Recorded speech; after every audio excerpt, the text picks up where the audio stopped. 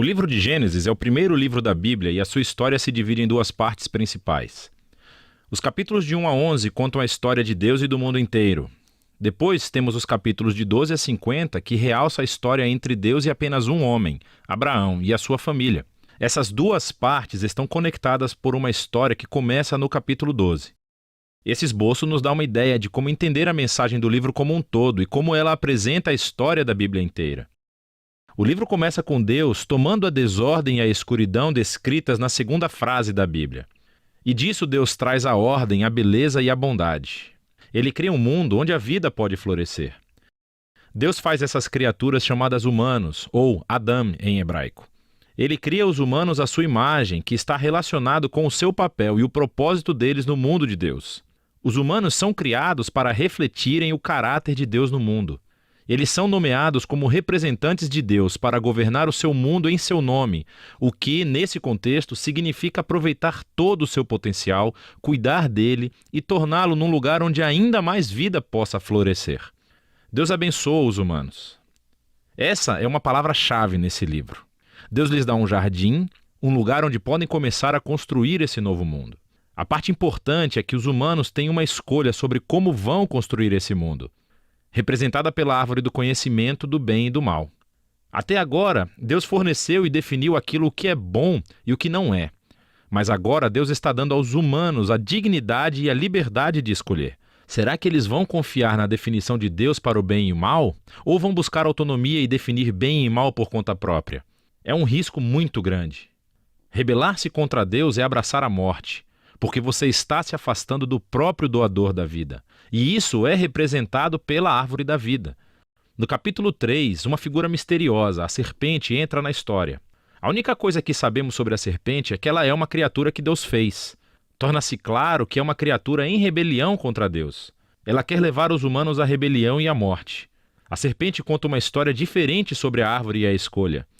Ela diz que buscar conhecimento sobre o bem e o mal não trará a morte, mas sim irá garantir a vida e se tornarão como Deus. Agora, isso é uma ironia trágica porque sabemos que os humanos já são como Deus. Foram feitos para refletir a imagem de Deus. Em vez de confiar em Deus, os humanos buscam a própria autonomia. Eles escolhem o conhecimento do bem e do mal para si e, instantaneamente, toda a história fica fora de controle. A primeira perda acontece nas relações humanas. E, de repente, o homem e a mulher entendem o quão são vulneráveis. Eles não podem nem confiar um no outro. Eles fazem roupas e se escondem um do outro.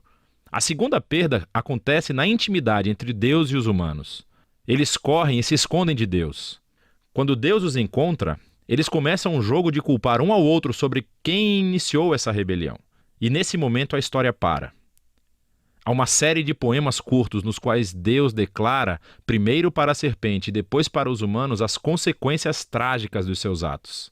Deus primeiro diz à serpente que, apesar da sua vitória aparente, ela está destinada à derrota e a comer poeira. Deus promete que um dia uma semente, ou seja, um descendente, virá da mulher e dará um golpe letal na cabeça da serpente. O que parece uma ótima notícia, mas essa vitória terá um custo, pois a serpente também dará um golpe letal no calcanhar do descendente, enquanto está sendo esmagada. A promessa desse guerreiro ferido é misteriosa.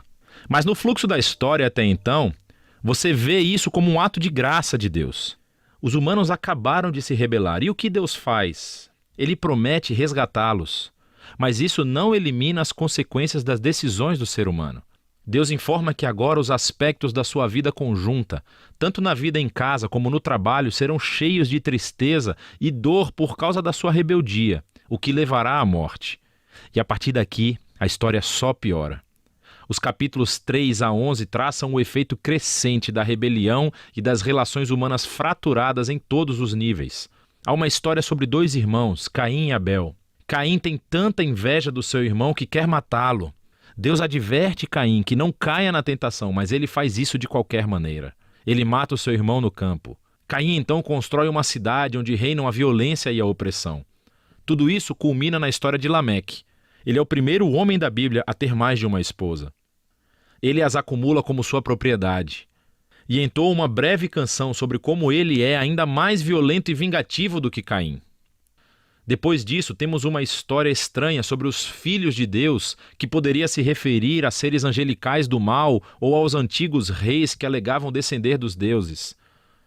Como Lameque, eles adquiriram tantas esposas quanto quiseram e geraram os Nefilim, grandes guerreiros dos tempos antigos. Qualquer que seja a interpretação correta, o ponto principal é que os humanos estão construindo reinos que enchem o mundo de Deus com violência e ainda mais corrupção. Em resposta a essa corrupção, sabemos que Deus está profundamente triste. A humanidade está destruindo o seu belo mundo e se destruindo uns aos outros. Então, num ato ímpeto de proteção da bondade que existe no seu mundo, Deus limpa a maldade humana com um grande dilúvio. Mas existe um humano inocente a quem ele protege, Noé, e toda a sua família. Ele nomeia Noé como um novo Adão. Ele repete a bênção divina e envia Noé pelo mundo afora. Mais uma vez, temos grandes expectativas, mas Noé falha, também num jardim. Ele vai e planta uma vinha e fica bêbado até perder os sentidos. Então, um de seus filhos, Cam, faz algo vergonhoso ao seu pai na tenda. Aqui temos o nosso novo Adão, nu e envergonhado, justamente como o primeiro. E novamente tudo piora. O que leva à fundação da cidade da Babilônia. As pessoas da antiga Mesopotâmia se reúnem em torno de uma nova tecnologia, o tijolo. Elas podem construir cidades e torres mais altas, bem mais rápido do que qualquer outro povo.